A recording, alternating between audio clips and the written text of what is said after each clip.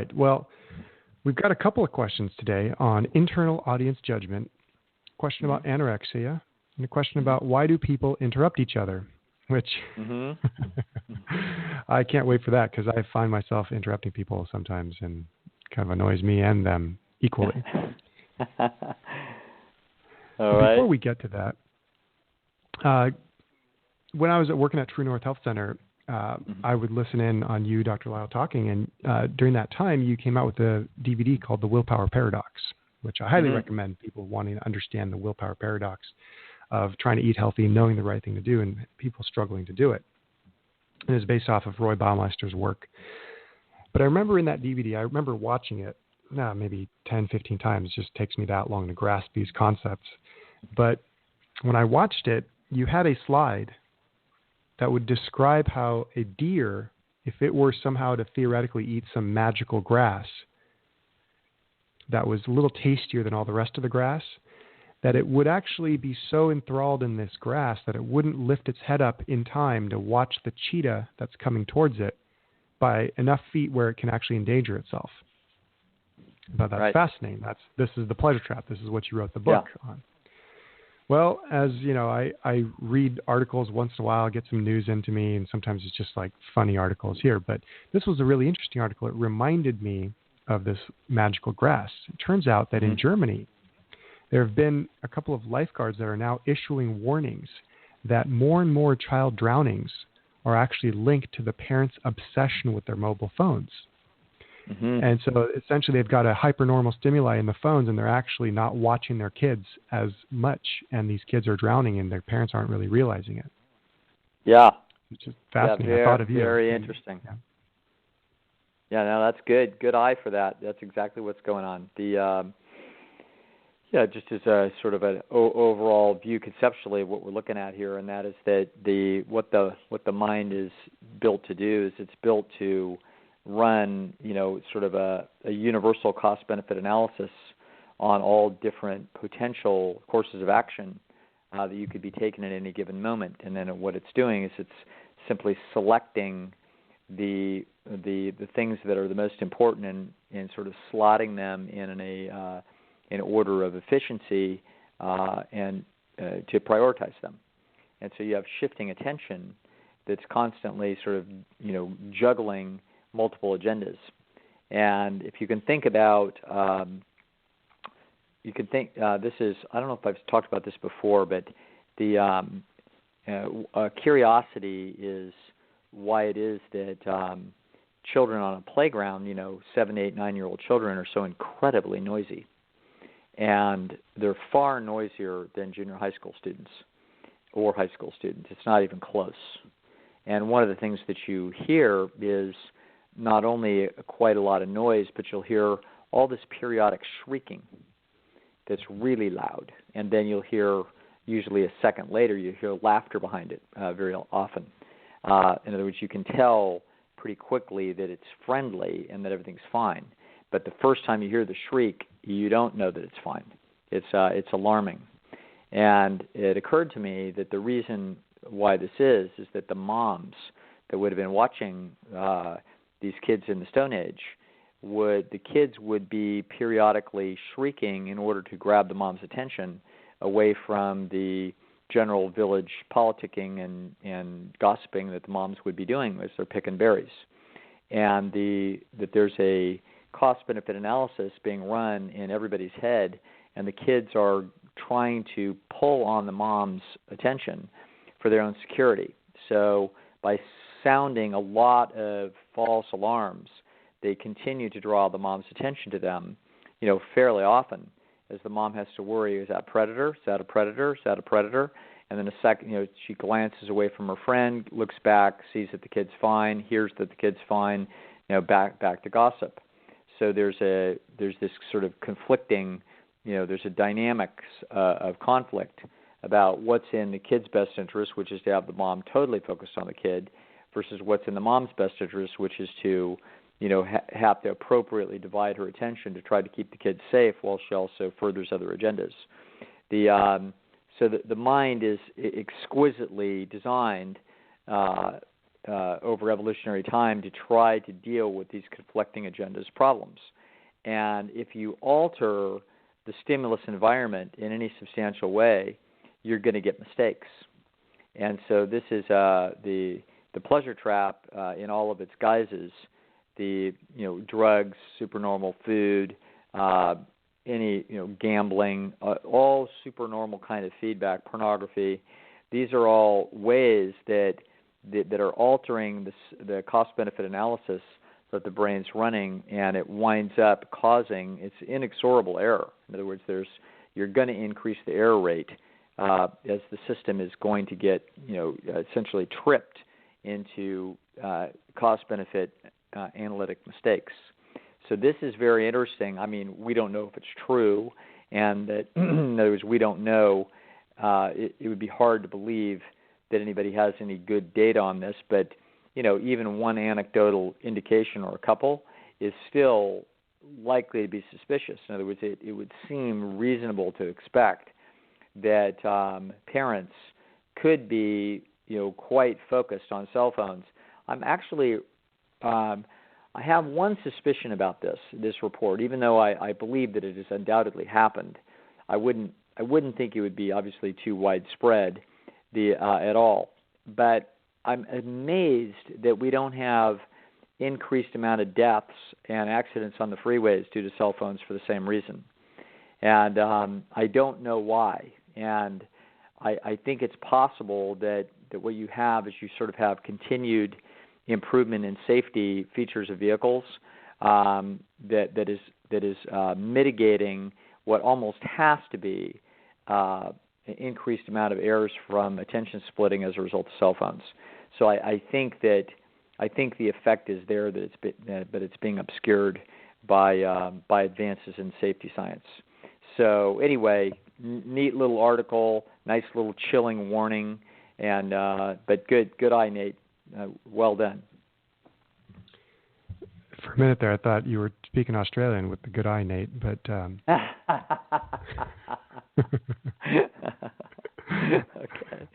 All right, so let's go with the questions. Dr. Lisle. Yeah. This listener, Dr. Lisle, I have a totally slack internal audience. It's far less judgmental than I am myself. For example, I follow a diet running midway between Dr. McDougall and Dr. Goldhammer. However, every couple of weeks or so, I have, say, a couple of small pieces of dark chocolate. I know I don't need these at all, but my eternal audience is like, lighten up, 2 pieces won't hurt, it's your overall diet that matters. Do I have my audiences backwards? Or is my internal audience simply truly reflecting what the world around me would say, as it's supposed to? Having written this, I will say it's stricter in other matters. Keeps me on top of practicing guitar, for example. Yeah, I think that what's going on is that the person is actually running a pretty reasonable cost-benefit analysis on these issues, and also is tapping into what the village would say about the person's decision-making. And so I have to say, after spent my career talking to easily more than 1,000 people about that are highly motivated to try to make diet and lifestyle decisions, that if this person's having a little dark chocolate a couple times a month, this is like a 99th percentile player. Okay? And probably they're having really good results, and they're probably in very good condition. And so their internal audience has not absorbed the Goldhammer internal audience, which would say the Goldhammer effect, which would say if you're not perfect, you're way out of line. This person has a reasonable brain, still very high conscientiousness, really good execution, and I think that all you're seeing is that your internal audience is reasonable, just as the outside world. If they understood what you understand about health, diet, etc., they would observe your execution as being completely reasonable about how well you're doing, and so that's why it's given you the feedback it's given you. That's how that works. Fantastic. All right. Yeah. So Yeah, it's 2 pieces of dark chocolate. I think that's the least of people's concerns. When was it 93% of people's calories come from processed foods, animal foods nowadays? Yeah, so I would say this is an A-plus player, and the internal audience is giving them a pass on the couple questions they miss. Good enough. Yeah, there you go. All right. Okay, our next question. Dear Dr. Lisle, what would you suggest to a person with anorexia? Everything that you've said about binge eating has made total sense to me from what I've experienced. I don't have anorexia myself, but I did have severe binge eating problems. However, I know people who have anorexia, and I just see them wasting away in traditional therapy. I feel like they get bad advice and awful nutritional programs that don't do any good.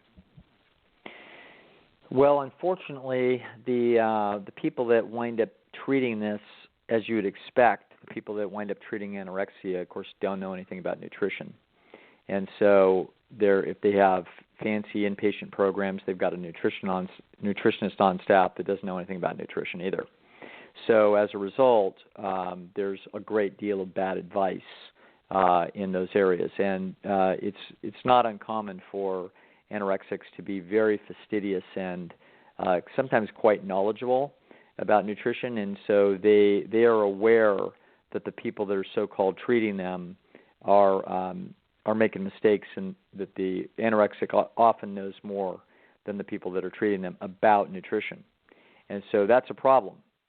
And so unfortunately, the people treating them are way overconfident in this arena, and they give a lot of bad advice. So anyway, that's an independent problem. It winds up putting sand in the ointment of trying to get this thing right. However, from my viewpoint, what anorexia is effectively OCD. From where it is that I sit, anorexia looks exactly like OCD to me. That OCD, obsessive compulsive disorder, is essentially what this is it's a characteristic of essentially overestimating the worst case scenario. And and so whether it's hand washing or checking the stove 50 times, et cetera, it's an interesting combination between the person imagines the possibility of the worst case scenario that creates anxiety. Then oftentimes they do something, some little thing, they tap twice on their shoulder, or they dance around the cracks, or whatever it is that they do. And then the worst case scenario doesn't happen. And I believe that winds up operantly conditioning effectively that pattern of behavior. So the OCD winds up being a hybrid of this tendency to overestimate the worst case scenario, which is characteristic of anybody on the bell curve of conscientiousness as we move to the further and further away from the mean of conscientiousness, which is how much conscientiousness you have in generally speaking, is how much anxiety you have about the average possible loss of the average member of our species. So the nervous system generates an anxiety in response to a certain degree of threat of survival or reproductive chips.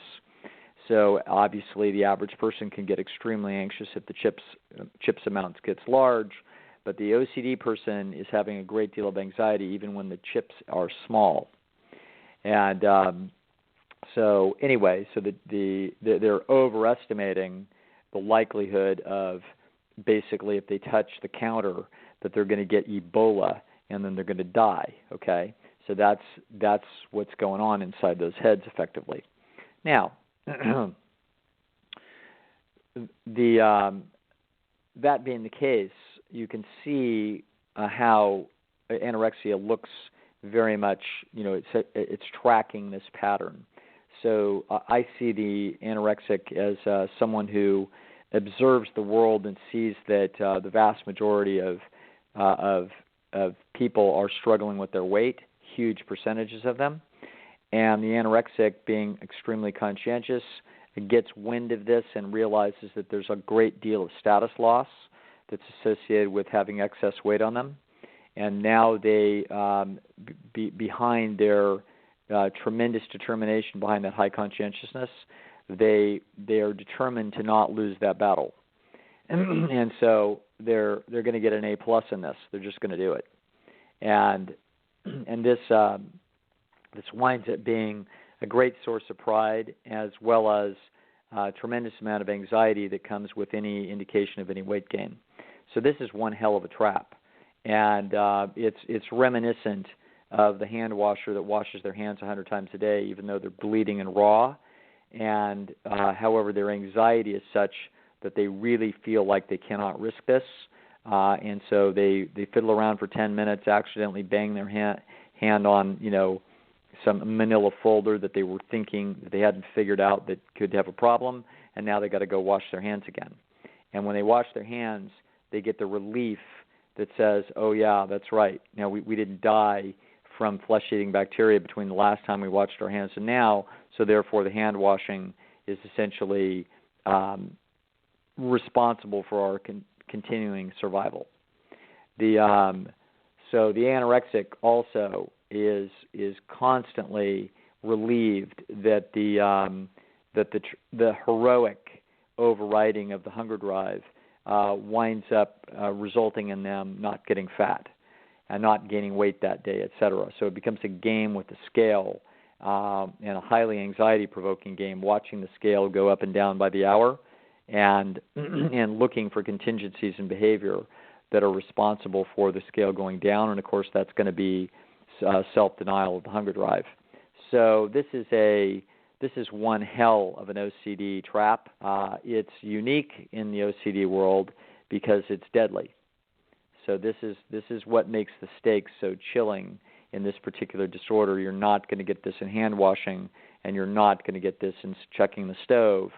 Another OCD thing is when you go over a bump in the road, you got to go back and check to see if you killed somebody, because then you're going to think that you're going to go to jail for hit and run, and you're going to spend your life in prison and blah blah. Okay, this is how OCD works.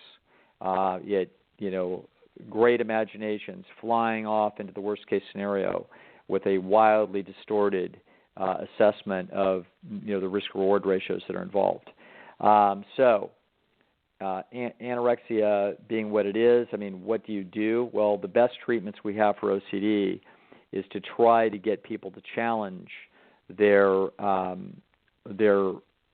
mistakes by going against their instincts. This is really hard. This is the ultimate of beating your genes.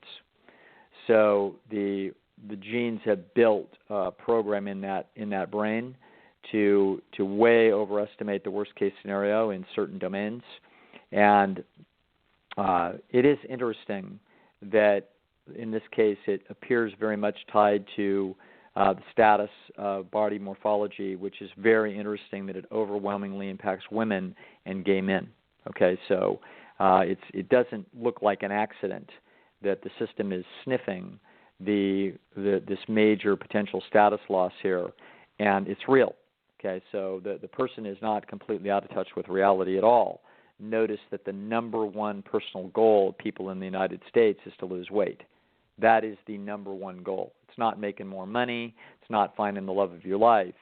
It's to lose weight. Okay, so the anorexic is not out of touch with reality as far as sniffing the status variables in the culture. What they're out of touch with is they've got a distorted view of where it is that they need to go with this. It's a runaway train, and so this is very difficult to help people out of this trap. And again, with any OCD, to get people to go against the instinct, to break what I believe is a conditioning pattern that will break up or mitigate their belief that what it is that they are doing is the cause of their intermittent success. So with hand washing, we have to have the person go for a period of time, an hour or two, without washing their hands, and they get to see that they actually survived it and they didn't die of flesh-eating bacteria. And so we take them through these exercises, and we try to build the resilience and a questioning in their mind that their worst case scenario inferences are correct, And eventually we can build some stress tolerance, and you can oftentimes get the OCD. It's generally not eradicated, but you can dial it down. So, probably there are some experts in the world that would tell me, well, there's a bunch of things you're not considering, and that's probably true. There may be some neurochemical shifts that are taking place in this emergency that are somehow autocatalytic, and they just keep a system like this in a sort of a firestorm that it's very hard to break out of. I think that there's truth in that. A lot of times this will sometimes mysteriously go away, and I don't know that anybody can necessarily point to an event or therapeutic intervention that was responsible for it. So, yeah, this is one heck of a clinically frustrating and obviously tremendously dangerous and scary thing for people to have to face. But to my mind, it's unique among the OCD problems, and that while they're overestimating the worst case scenario of the status issues, et cetera, they're underestimating the rest of their lives. And this makes this a heartbreaking, heart-wrenching thing to watch. And even though I'm criticizing the clinical treatment of it, not only from it's anybody's guess as to how best to do this, but I do know that obviously a proper knowledge of nutrition could be extremely useful to people that treat this, because if you the anorexic understands that if they eat to satiety on the foods that they are being encouraged to eat in inpatient facilities, they will get fat. Okay, that will happen. They know it's going to happen because they've eaten those foods before and they've gotten fat. When I say fat, they might be 10% overweight, but they know what that means as a 17-year-old girl. That means that you are, it is definitely costing you in heterosexual CHIPS arena, and they don't want to have that cost.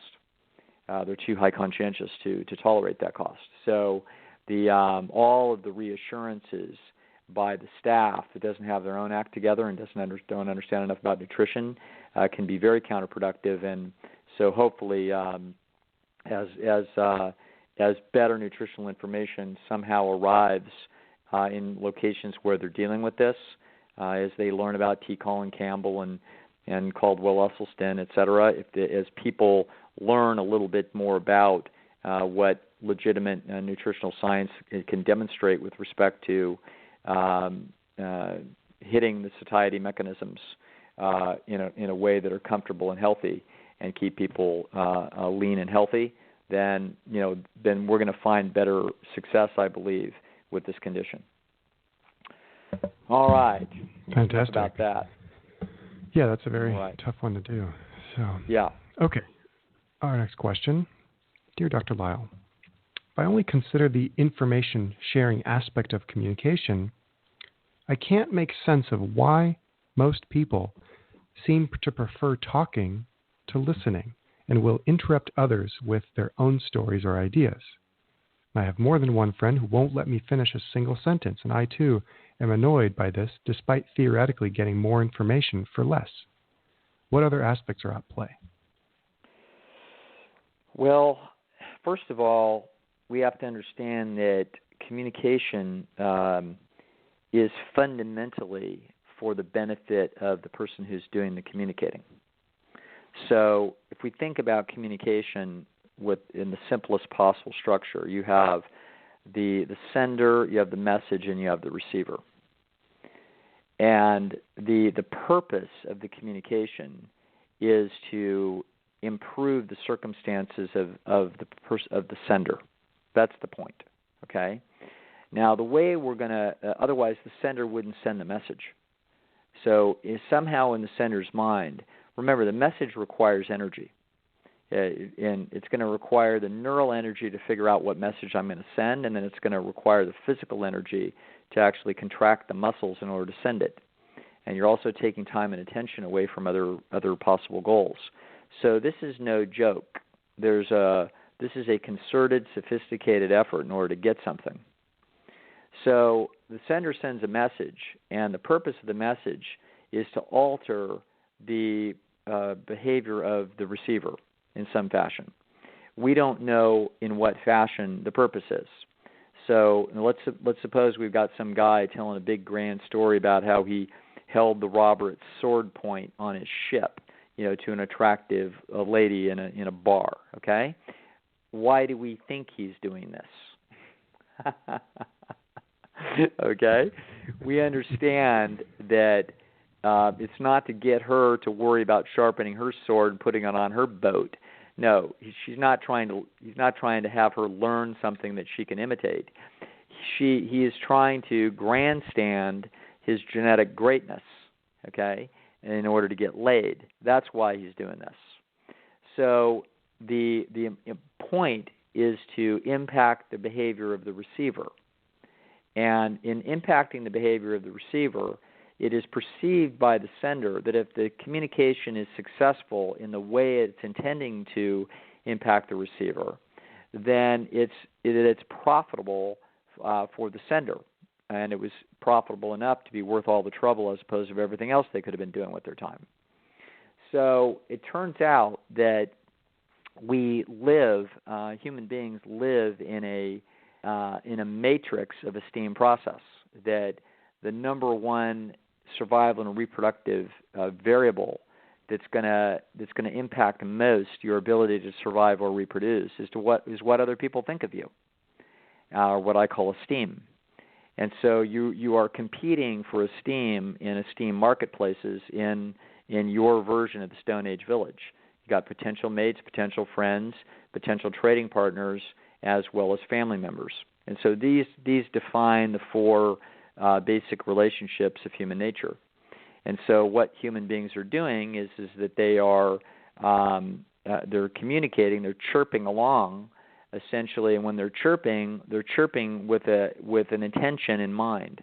The intention may not be, and very often probably isn't, conscious. In other words, they're running natural programs inside the system, attempting to make an impact on the receiver. Now, Richard Dawkins would say they're manipulating the receiver, and he uses that term very narrowly and scientifically. In other words, he's not using it pejoratively or acting like this is sneaky. He's simply saying the purpose of the communication is to manipulate the behavior of the receiver, and that is correct. Okay, it's one way or the other. It's to alter the behavior of the receiver, maybe not in that moment, obviously, it could easily be in the future. So a father could tell the son, listen, if this set of circumstances ever comes up, if there's a fire, I want you to go down the fire chute, okay, over here. This is how we're going to do it. Here's the little ladder, blah, blah, blah. So we're trying to, so these things can be absolutely aimed at influencing the behavior of the receiver in the future. So people that are, and so think about this, that of course people are going to interrupt each other and they're going to be trying to push their own agenda, because when one of them's talking, they're attempting to manipulate the receiver, and the receiver's like, well, now wait a second, I have an agenda and I'm trying to manipulate you, okay? And so you're going to see that this is a swirling cauldron of efforts to try to get survival and reproductive gains. Now, why would we listen at all? Because very often what the communicator or the sender is sending is a useful message for the receiver, and it's going to actually influence the receiver's behavior. Why? Because it's going to improve their behavior relative to what their behavior would have been without the communication. So it would have been impossible to evolve a communication system within a species if it weren't the case that the net benefit of receiving information wasn't outweighing the net benefit or the net possible loss of being duped on occasion into doing something in the sender's best interest, but it was actually costly to you. So communications are going to come in two general patterns. They're going to be both win-win communications, i.e. a father telling his son, hey, get out of the street. And the second would be a win-lose, which is the slick salesman telling some little old lady, hey, I want you to invest in my swampland. It's a good deal. So that would be win-lose. So you're going to have, obviously, sophisticated mechanisms in the head of the receiver to try to be analyzing the utility of the information and whether or not they're, quote, being manipulated, in quotes, in other words, in the negative way, into a win-lose situation. So that's when somebody gives you a red ribbon deal on a car, and you on some used car, and you're feeling like, wait a second, that's a little too good to be true, or an investment proposition. The Madoff victims didn't think that through. Okay, it was just a little too good a rate of return, and they didn't sniff anything that was up. Some people did, but so some other people on Wall Street actually sniffed that there's no way that guy could have been generating those rates of return. He couldn't have possibly been that much better than his competitors in the market. But the normal person wouldn't have known this. They just would have thought that it was, just a good deal. So anyway, that's neither here nor there. So the point is that information is not being generated on any kind of altruistic basis for, quote, some informational utility, some general informational utility. It's always being generated by a sender with a computation in mind that this is an excellent use and an efficient use of their time right now to do this, and they're attempting to essentially sow and reap some survival and reproductive chips involved in, i.e., generally esteem. And so of course, there's going to be a battle to do that process, and the pushy, disagreeable people like Nate, don't let you finish your sentence. Well, I have a microphone, and you don't. So you will listen to every damn word I have to say! I've been waiting a while to use that clip. Finally, we got a good chance. All right, very good. All right, let's go on to something else. All right, well, we have a caller on hold waiting to ask a question. Sure. I'd like to welcome to the program Brian from Jacksonville. Brian, welcome to the show. Hey, hello, Brian. Oh, welcome. Hey, how you doing, Brian? Hey, how's it going? Good, nice good. To, how's Jacksonville tonight? Cool and breezy. It's all right.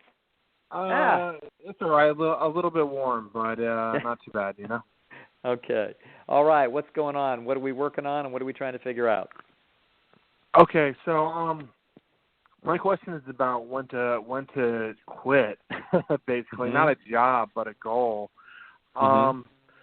My deal is, my original field was IT, and when I got, I was in the service, and then when I got out, I had the GI Bill, and the IT industry wasn't doing too well. They were bringing in a lot of H-1B workers. So I kind of went into accounting, which, it's not that I enjoyed IT more than accounting, but accounting paid the bills. So I started doing that, and I got an undergraduate degree in it. And then after doing that for a while, I happened to find out just by happenstance that I had actually more money on my GI Bill because Congress passed a bill basically. So I figured if I'm going to do this, I might as well be a CPA. It was more for like satisfying my ego, right? Because I'm like, if I'm going to be an accountant, I want to be the best accountant I can be. And I'm kind of stuck in the local area per se. Like I have a son here, so where I'm at, there's a lot of, I don't know. I kind of went into state work, so the pay is not that great. I did it just, again, more for ego purposes. So I went back to school. I got my master's so I can sit for the CPA. I graduated. It was hard. It was a notoriously difficult program, but I did it.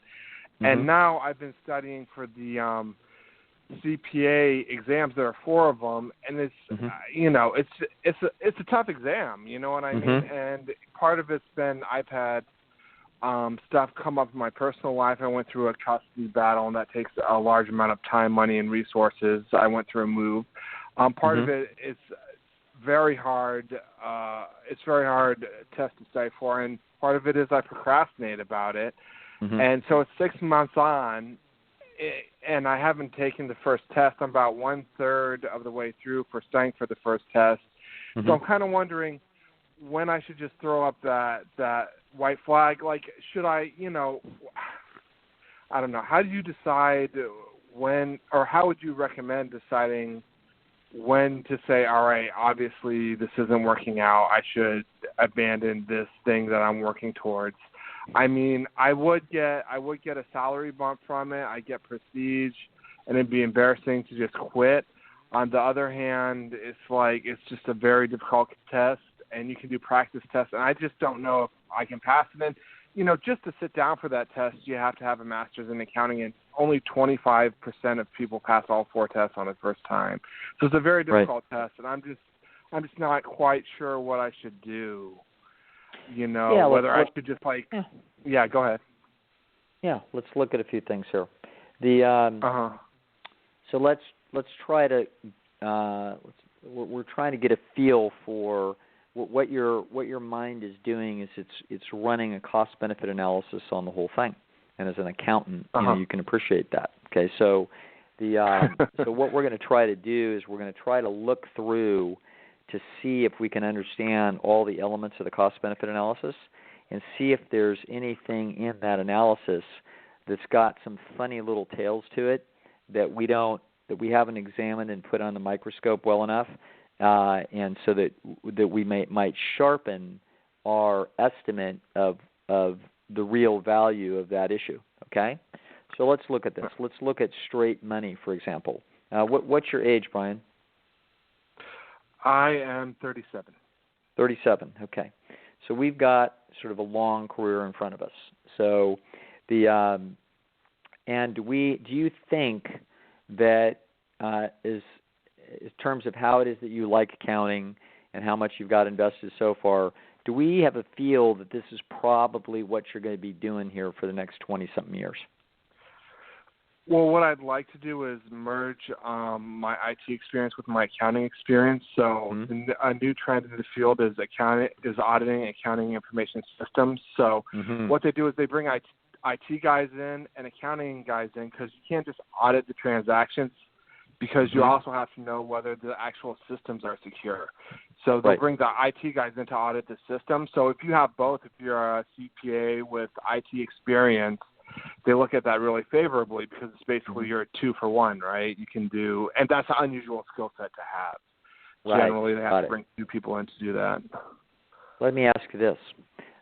Is it enough to have your IT experience and your existing accounting background with a master's degree, or is the CPA a huge indicator of capability that would make a big difference?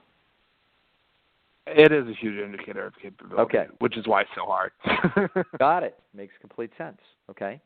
So you can smell that there might be quite a few chips on the table if you were to pull this thing off.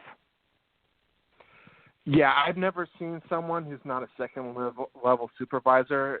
In other words, who's not a supervisor of a supervisor who has their CPA. If you have your CPA, you're at least 2 levels up in management. It's off the bat, generally. I've never seen it where that wasn't the case.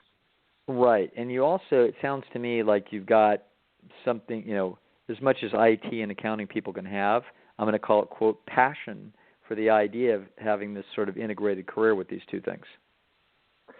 Yeah, it'd just be a really nice way to combine my experience and kind of tie it up in a knot, I suppose. Yeah. There you go. Yeah, I mean, if we were talking passion, we could talk to artists about some great new carving technique. But you're looking at this, and what I hear is that you can smell some really nice perks and chips on the table and inherently interesting in terms of the integration between the IT and the accounting. Correct. Okay. All right. So it sounds like this is not just some halfway interesting peacock feathers on you to have a CPA, that there's another $8,000 from the state because you have this thing, that there's actually some potentially significant chips associated with this achievement. That's what it sounds like. Yeah, I would say so. Yeah, okay. Yeah, I would say so. All right. You know what? It's worth doing. It's totally worth doing. So if it's totally worth doing, the fact that it's hard is it's moderately unpleasant. However, there's we have to look at this thing as a competitive problem, because they're not going to ask for the impossible.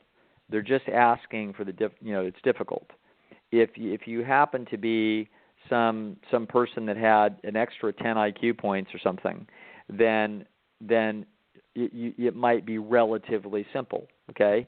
But for most people, everybody that I've ever known that took that exam, it was a frickin' dogfight, okay? It was a major challenge of their life. And so when I look at something like that, it's like, okay, all right, this means that, we're going to have to bring our A game. It means that we're going to be organized as hell. We're going to have our life organized around this thing. We're going to time it, because my understanding is the clock doesn't start till you've passed the first exam or something like that. Or I can't remember how that works. You've got That's correct. Right, so you've got 2 years to pass. Is that what it is? 2 years to pass all the exams after you pass the first one? It used to be 12 months. They extended it, I believe, to 16 months, but they made the exams harder. Oh, yeah. Okay, so listen. So the truth of the matter is that you can't afford to go in ready to take one exam. You got to be ready to take 2. That's how you're going to do it. Okay? So you're going to take your sweet time, and there's going to be study techniques that there's things that I've identified, but I actually coached somebody through this once, and it was remarkable that they did not have the strategy that I gave them, and the strategy I gave them was a hell of a lot better than the one they were using. So I'm not going to kind of work my way through that. I can you can talk to me later, and I can walk you through this in about 15 minutes about how it is that we would have a strategy. And my strategy may not be the best strategy, but it's something that you should know about. So there's quite a few little nuances to the good thing about this is that it's a hell of a lot of memory work. Okay. Yeah, a lot of memory work. Right. Yeah. So that's kind of what this thing is. So this is a big memory project, and what we're going to want to do is we want to do something that most people would never do, which is to go in ready for 2 instead of ready for 1. And because the clock doesn't start till you're ready.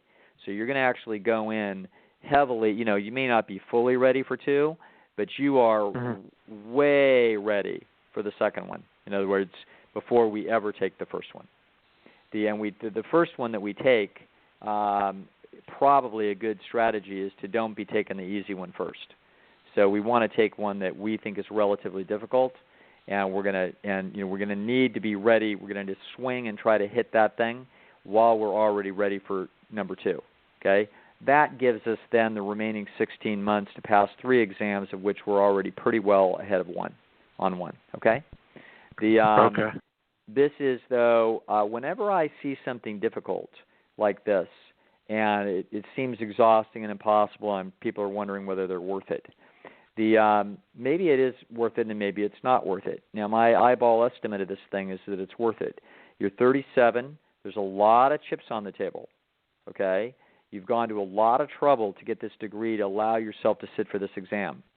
You have started the studying, and you realize, oh, boy, giving a non-urgent level of effort is not getting it done.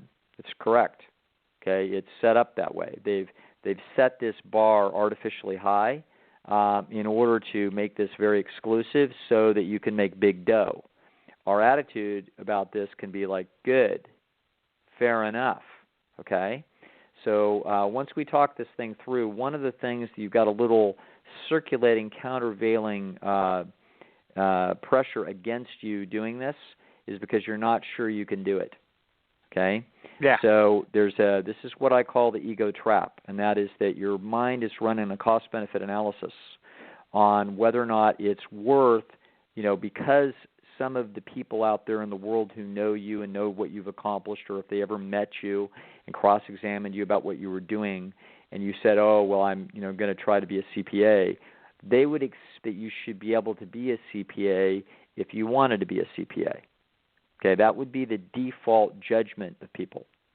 And so you are walking in with the expectation that if you got off your ass and were reasonably hardworking, you would be rewarded with the CPA. Now you are sitting on knowledge that says that might not be true.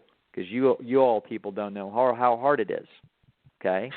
So what this correct. does is it causes you to pause and realize, you know what, I might be better off not trying. Because if I don't try, then I haven't failed. And that is the procrastination dynamic that leads to people not reaching their potential. Okay?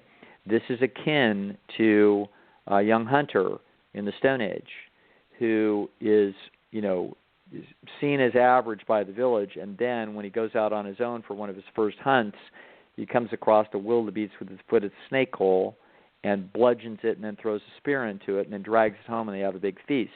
And now all the prettier girls are starting to flirt with him. Okay? So now he's got extra status, more than he deserves, and now he's not so motivated to go on the next hunt. Okay? He's running the cost-benefit, and the cost-benefit says, you know what? Sprain your ankle right before the next hunt.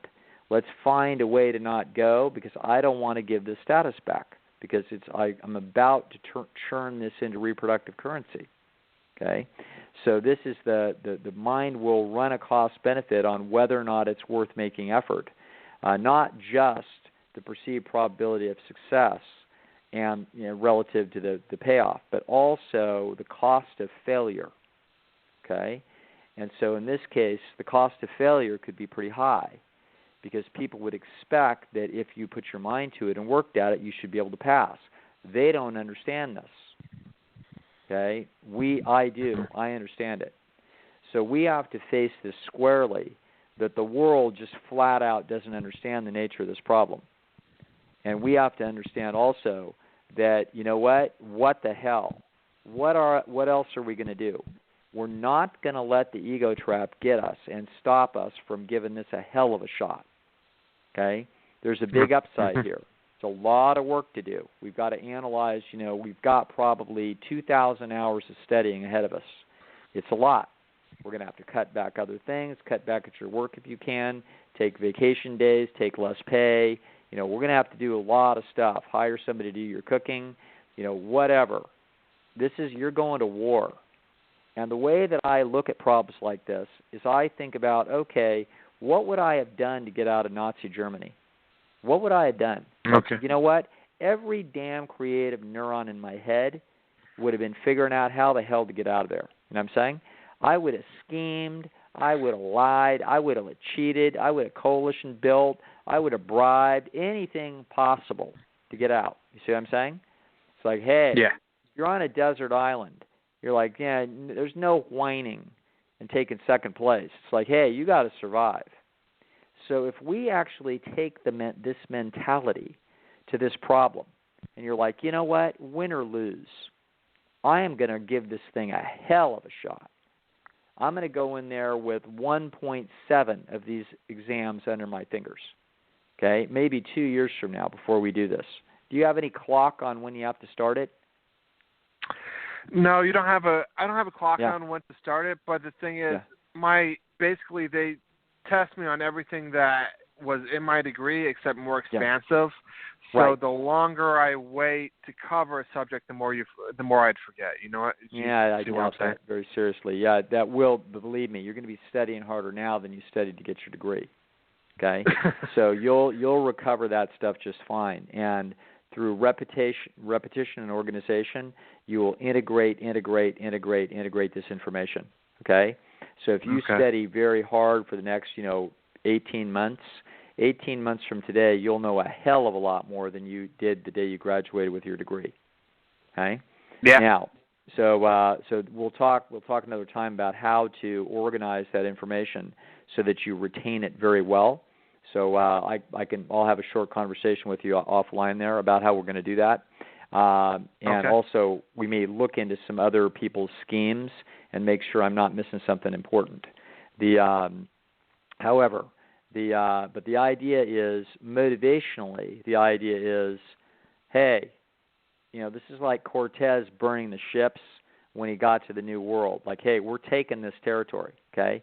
Our attitude is, we're going to give this thing a hell of a shot. We're going to invest 2,000 hours, and the payoff could be a lot of money and a lot of a lot of chips. Okay, over the course of your career, what could it be? $50,000 a year for 25 years? Could be a net worth of $1.5 million. Okay, so 2,000 hours, pretty good payback for that. If we lose, we lose. You know, if it turns out that somehow, despite really good organization of effort, that you don't quite have the chops to do it, then we can live with that. And we can always, your psychology will always adjust to the process of you giving something your very best shot and then falling short. Fair enough, okay? But let's not give it your best shot. Now, it may turn out that in the middle of giving it your best shot, you look at the whole thing and say, you know what, too much trouble. That's fine. Your mind is going to keep swirling around the cost-benefit analysis on a day-to-day basis of whether or not it's worth it. Okay, so that's in there. But what I don't want to have you do is to have the ego trap be quietly dissuading you from this, because that's a distortion as to what the real costs are, because the village is not watching that carefully and it doesn't have that high of expectations.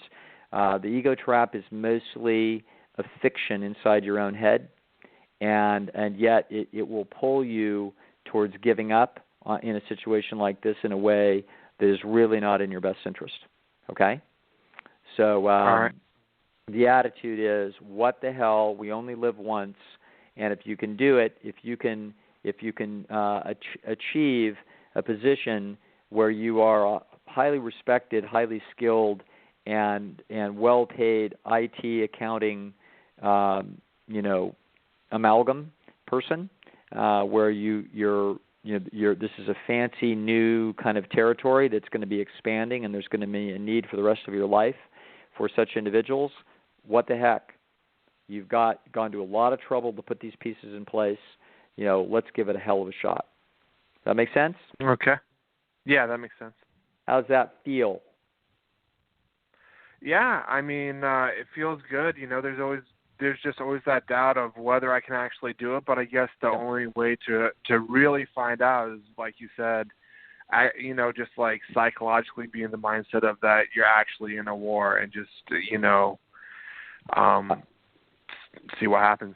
I would say this also, that when I describe some of the study techniques, hopefully you will get an increased feeling of confidence that it's possible.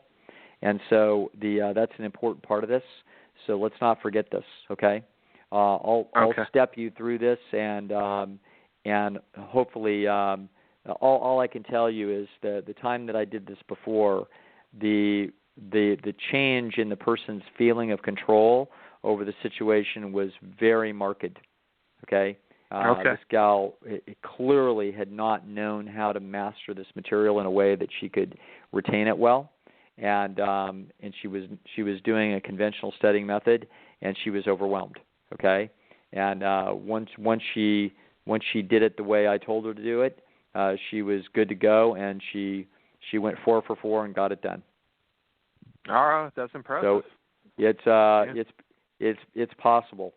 Okay, so we'll give it a shot. All right. Thanks for the call, Brian, and you can email me at drdouglisle@yahoo.com. Email me, and then we'll set up a time and we'll chat our way through that, okay? All right, sounds good. Gotcha, very good.